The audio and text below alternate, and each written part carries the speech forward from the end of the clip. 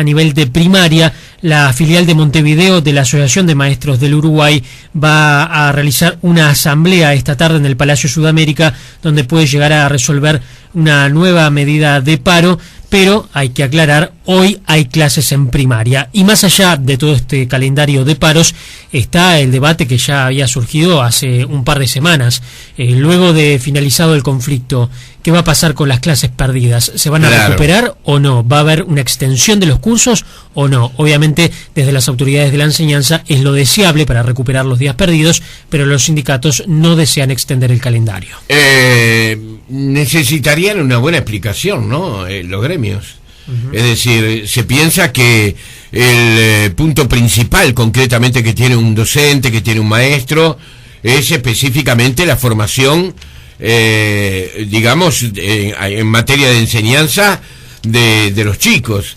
Y todas estas ausencias, de alguna manera, están generando una brecha aún mayor entre quienes concurren a colegios privados y entre quienes concurren a colegios públicos. Estamos en línea con el maestro Héctor Florit, director general del Consejo de Primaria. ¿Qué tal, Florit? ¿Cómo te va? Buen día. Buen día, Jorge. Muy bien. ¿Cómo podemos marcar el panorama? Digamos que, según observamos, está complicado dar satisfacción a lo que los gremios están pidiendo en estos momentos. Bueno, yo diría que hay una parte que es concretamente el planteo reivindicativo, el planteo salarial, que creo que todos sabían que tenía pocas posibilidades, por lo menos en relación a la cuantía del reclamo.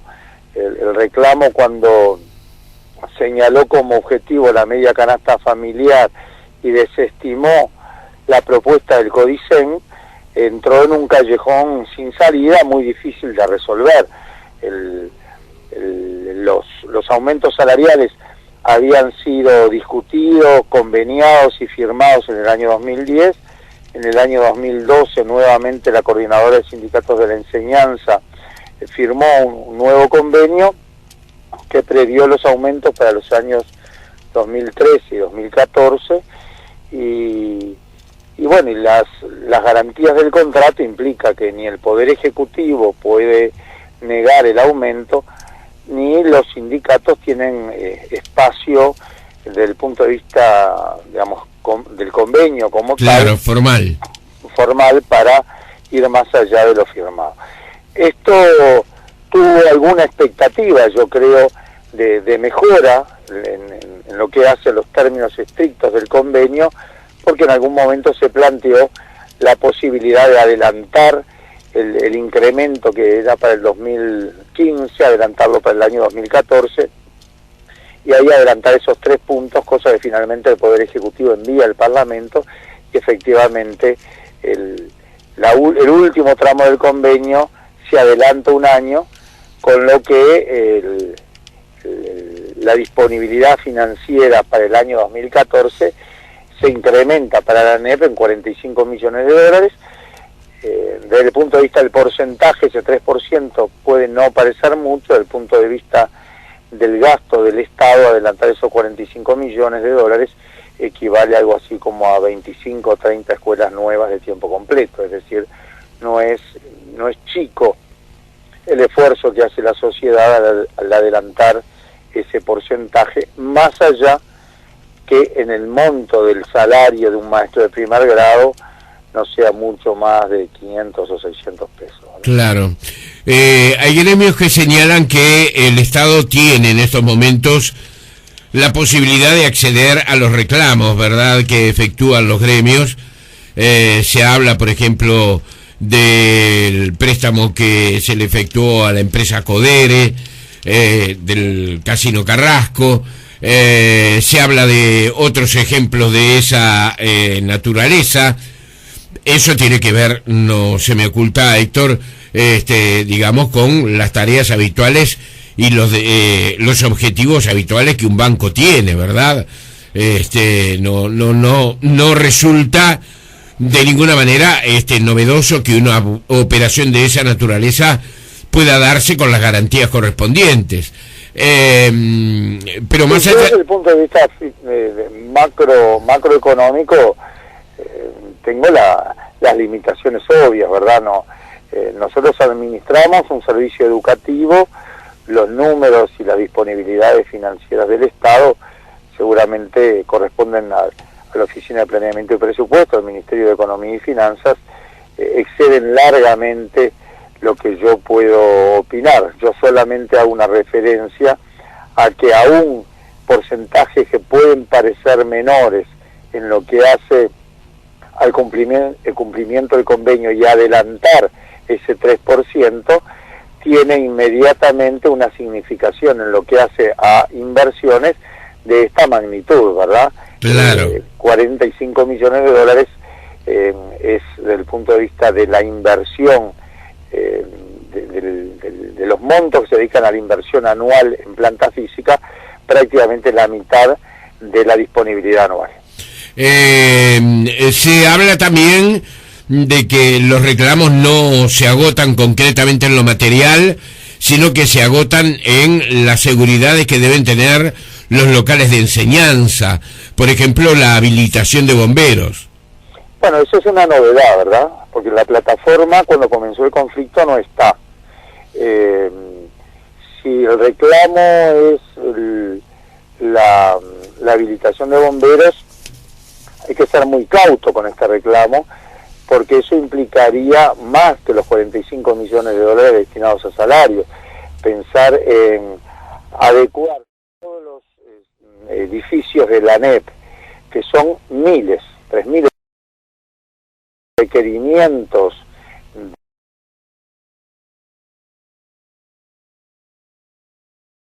multimillonarios, que concentraría un porcentaje altísimo del presupuesto educativo.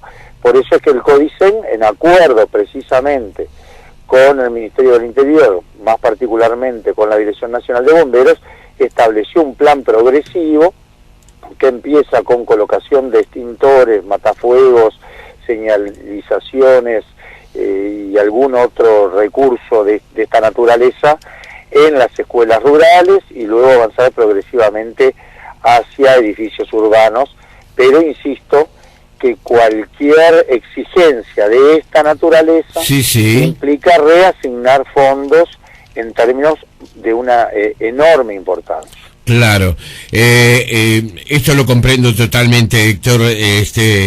Uno debe planificar de acuerdo a los recursos que se tiene, ¿no? En más de sobre uno. todo si se están reclamando más recursos con destino a salario, parecería inoportuno incorporar urgencias que también exigen disponer de dinero. Claro, claro. No, te decía, es totalmente comprensible, ¿verdad?, que, todo esto supere la capacidad que puede tener el Estado en estos momentos de satisfacer, en el caso, por ejemplo, de la protección que daría, digamos que una habilitación de bomberos, protección entre comillas, ¿verdad?, digo, la seguridad.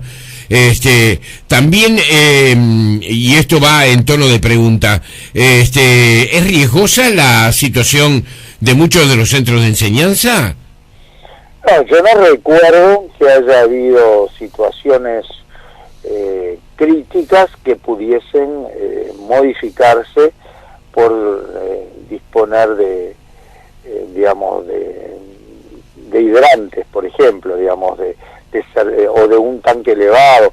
Obviamente, si hay una normativa que hace a la seguridad en estos locales, es bueno contemplarla, pero sepamos que hay disposiciones, una reglamentación que es relativamente reciente, que es muy exigente, que la enorme mayoría de los edificios públicos no la dispone, que habla desde el sentido en que se abren las puertas, que se tienen que abrir hacia afuera, hasta un sistema específico de disponibilidad de agua, de disposición y disponibilidad de agua para casos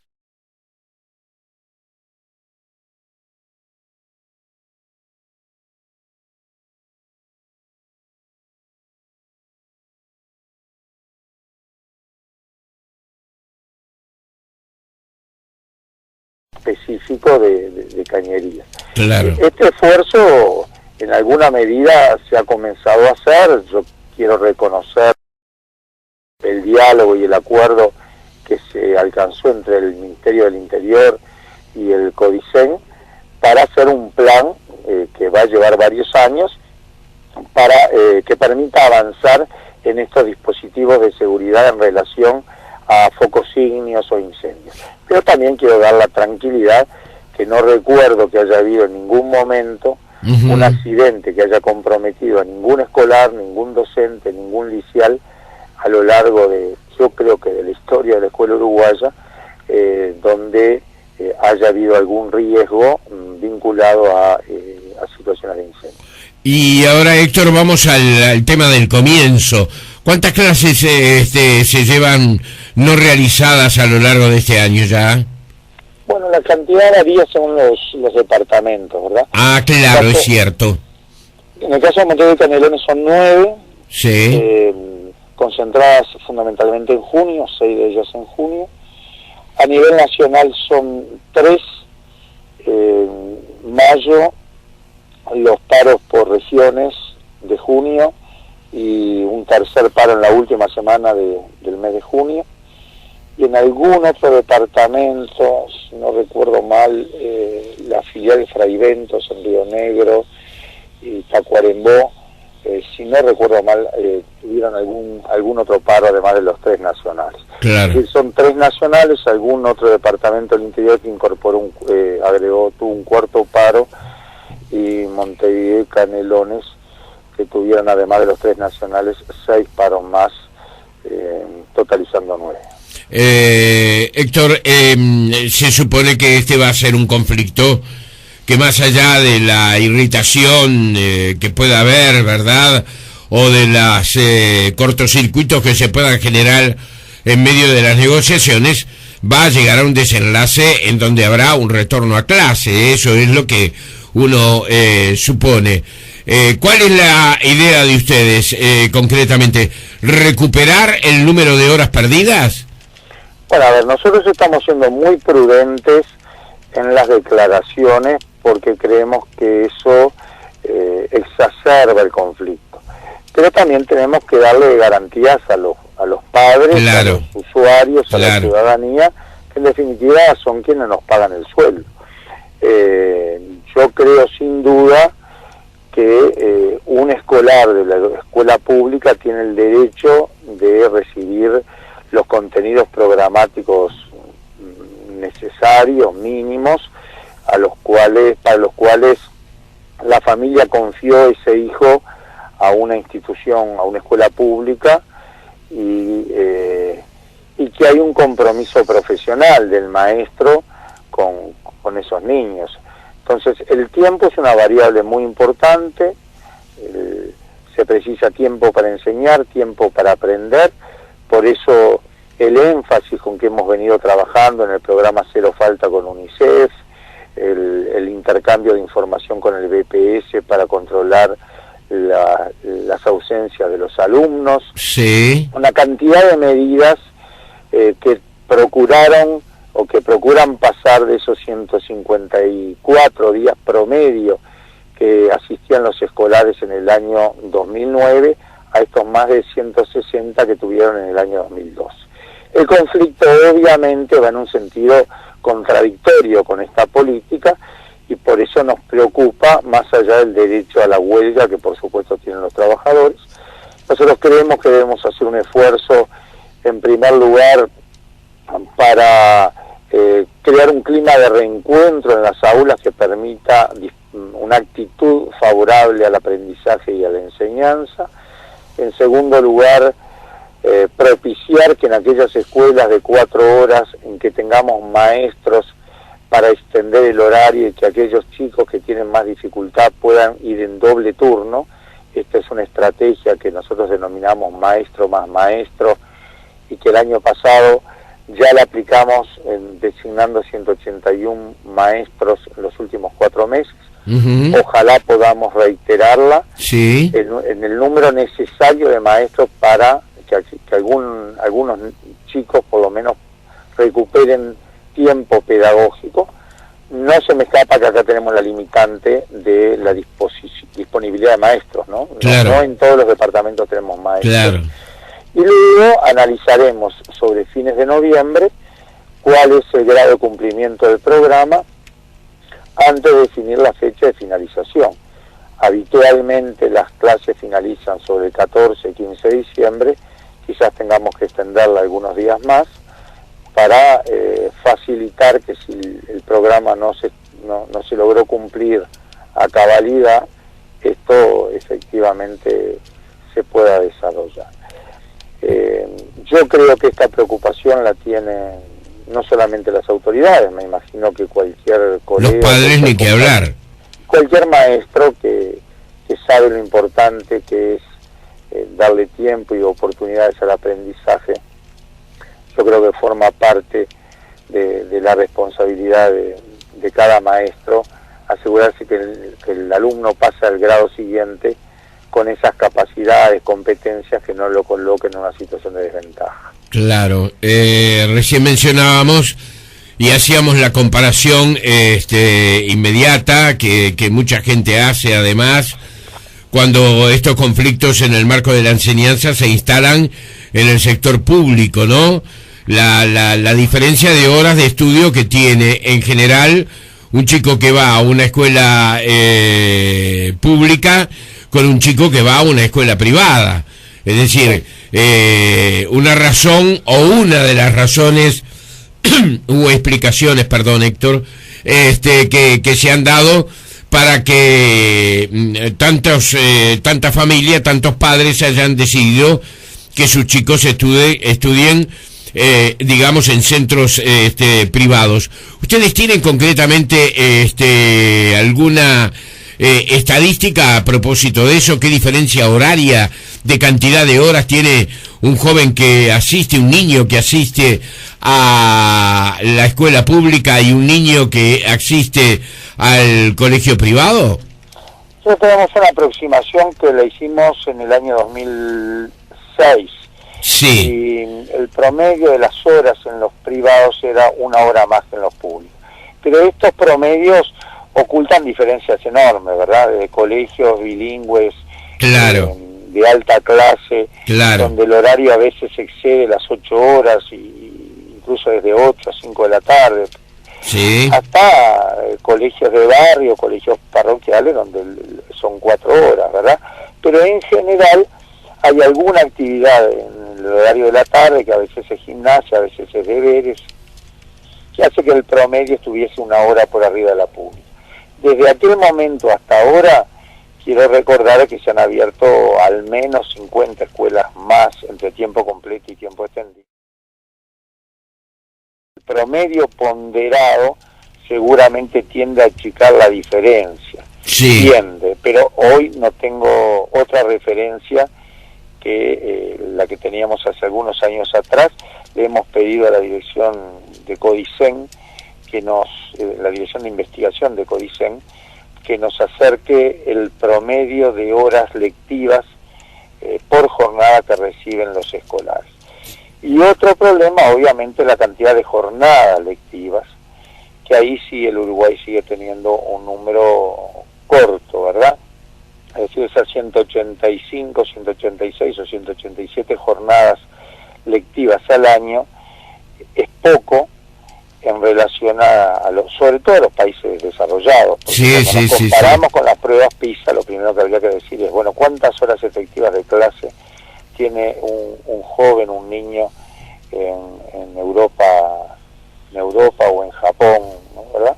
Y sí, yo creo que por ahí hay una parte de las explicaciones. Claro.